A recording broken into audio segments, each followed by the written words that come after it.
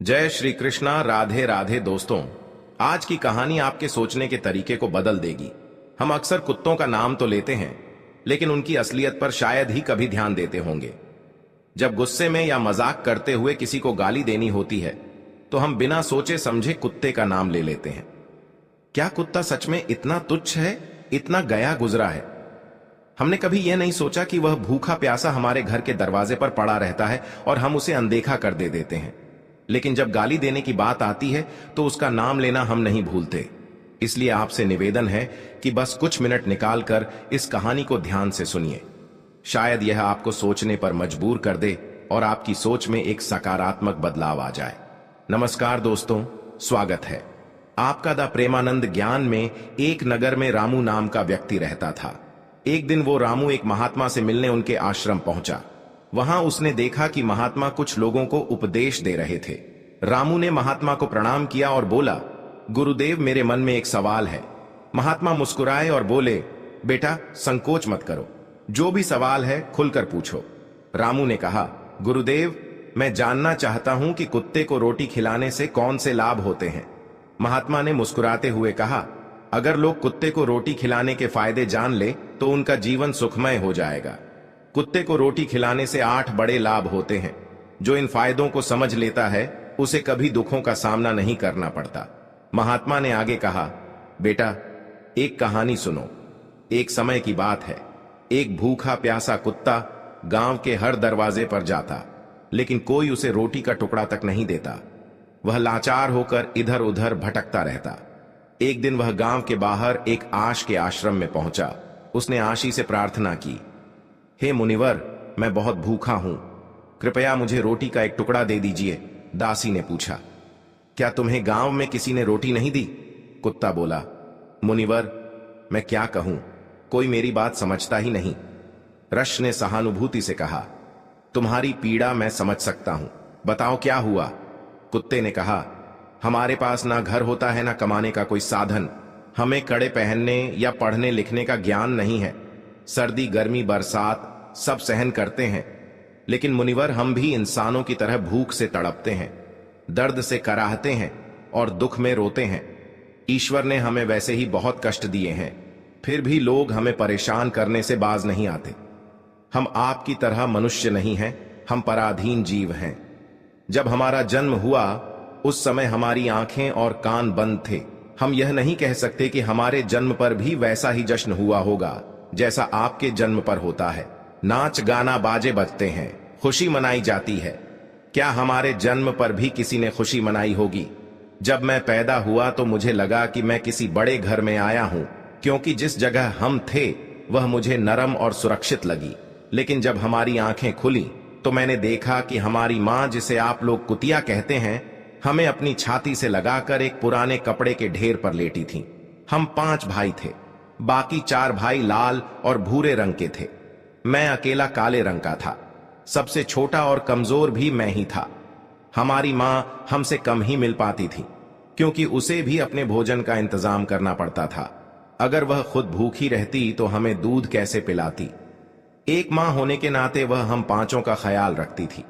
वह बेचारी दिन भर भोजन की तलाश में इधर उधर भटकती थी। कभी मिल जाता, कभी नहीं। रात में वह जाग कर गांव की रखवाली करती थी। कोई अनजान व्यक्ति गांव में घुसने की हिम्मत नहीं करता था। यहां तक कि दूसरे गांव के कुत्ते भी डर के मारे हमारे गांव में नहीं आते थे। अगर किसी किसान के खेत में जानवर घुसकर फसल नष्ट करने की कोशिश करते तो वह उन्हें दौड़कर भगा देती थी। इतना सब करने के बाद भी गांव के लोग हमारी मां को भोजन तक नहीं देते थे। मजबूरी में उसे कभी कभी छीना झपट्टा करनी पड़ती थी। अगर लोग उसे ऐसा करते देख लेते तो लाठी डंडों से पीट कर भगा देते। कई बार तो बेचारी भूखी प्यासी ही रह जाती थी। हे मुनिवर, भूख तो हमें भी आपकी तरह ही लगती है। ऊपर से हमारी मां को हमारी भी चिंता रहती थी। वह हमारी देखभाल के लिए हमेशा परेशान रहती थी। गांव वालों को देखकर भी उसका दिल नहीं पसीजता था। मजबूरी में वह चोरी से घरों में घुस जाती थी और अगर कुछ खाने को मिल जाता तो वहीं खाकर अपनी भूख मिटाती थी।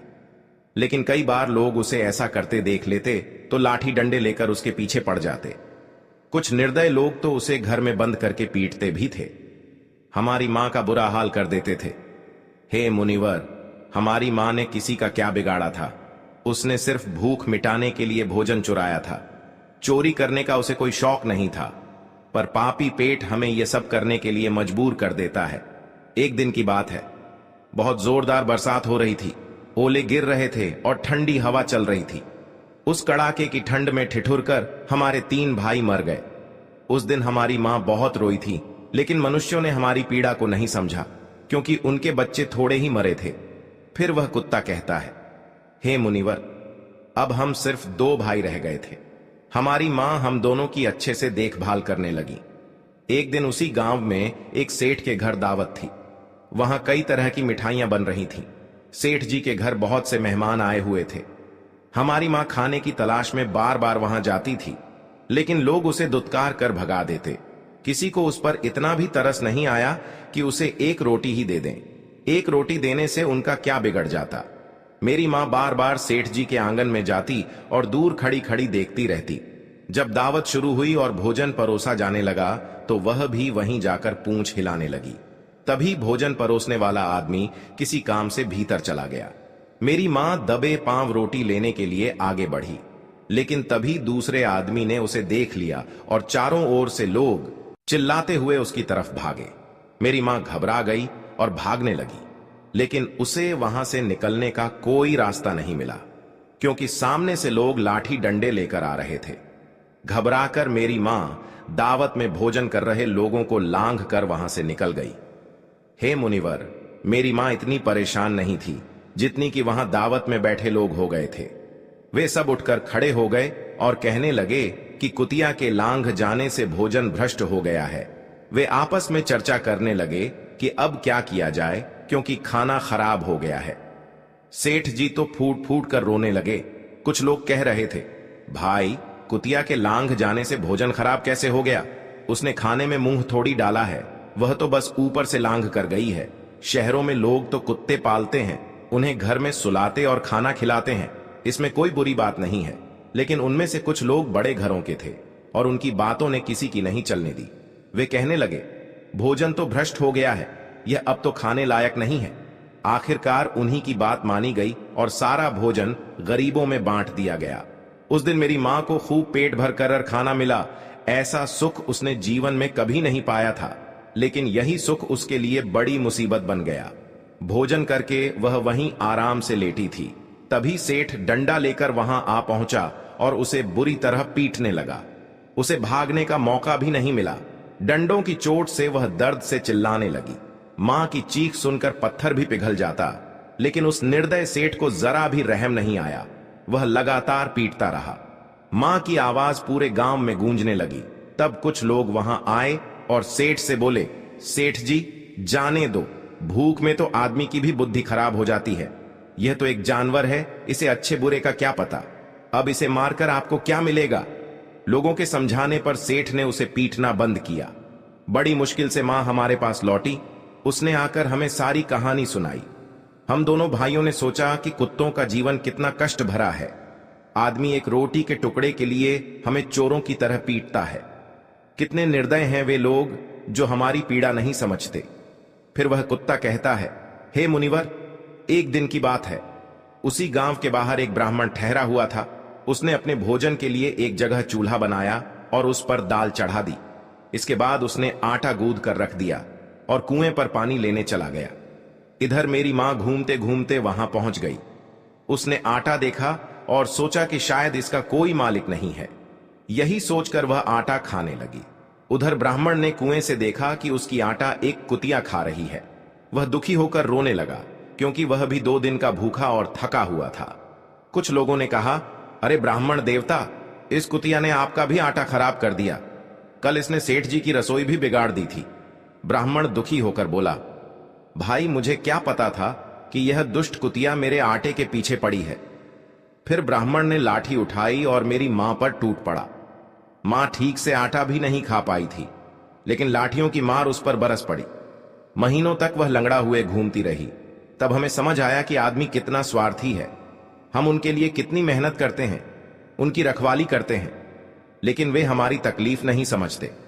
आगे वह कुत्ता कहता है, हे मुनिवर, हमारी सबसे बड़ी गलती यही है कि हम उन्हीं मतलबी इंसानों के अधीन रहना चाहते हैं जो हमें दुख देते हैं, जबकि हमें प्यार और सहानुभूति से देखने वाले भी लोग होते हैं, लेकिन हम उसके कितने काम आते हैं यह हम कभी नहीं जान पाते। भक्तों कुत्ते न केवल हमारे घर की सुरक्षा करते हैं, बल्कि वे हमारे जीवन में कई अन्य सकारात्मक प्रभाव भी डालते हैं, जिनके बारे में बहुत कम लोग जानते हैं। महात्मा ने कहा था कि यदि मनुष्य कुत्ते को रोटी खिलाने के महत्व को समझ ले तो वह जीवन के कई संकटों से बच सकता है। आज मैं आपको बताऊंगा कुत्ते को रोटी खिला के 8 ऐसे लाभ जिन्हें जानकर आप हैरान रह जाएंगे। जब घर में रोटियां बनती हैं तो पुरानी परंपरा के अनुसार पहली रोटी गाय के लिए और आखिरी रोटी कुत्ते के लिए रखी जानी चाहिए। महात्मा का कहना था कि यह नियम भगवान ने बनाए थे, लेकिन आजकल लोग इन नियमों को भूल चुके हैं और इसका नकारात्मक असर उनके जीवन पर पड़ता है। पहला फायदा, कुत्ते को रोटी खिलाने से घर के ग्रह दोष कम हो जाते हैं। महात्मा के अनुसार यदि शनि की महादशा चल रही हो तो कुत्ते को रोटी खिलाने से शनि का प्रभाव कम हो सकता है और व्यक्ति की मुश्किलें आसान हो सकती हैं। दूसरा फायदा, कुत्ते को रोटी खिलाने से आपकी किस्मत चमक सकती है और घर में नकारात्मक ऊर्जा का नाश होता है। तीसरा फायदा, यह एक ऐसा कदम है जो माता लक्ष्मी की कृपा को आकर्षित करता है और घर में कभी धन की कमी नहीं होती। चौथा फायदा, कुत्ते को रोट देने से कर्ज से मुक्ति मिल सकती है और यदि पहले से कर्ज में है तो इससे छुटकारा पाने में मदद मिल सकती है।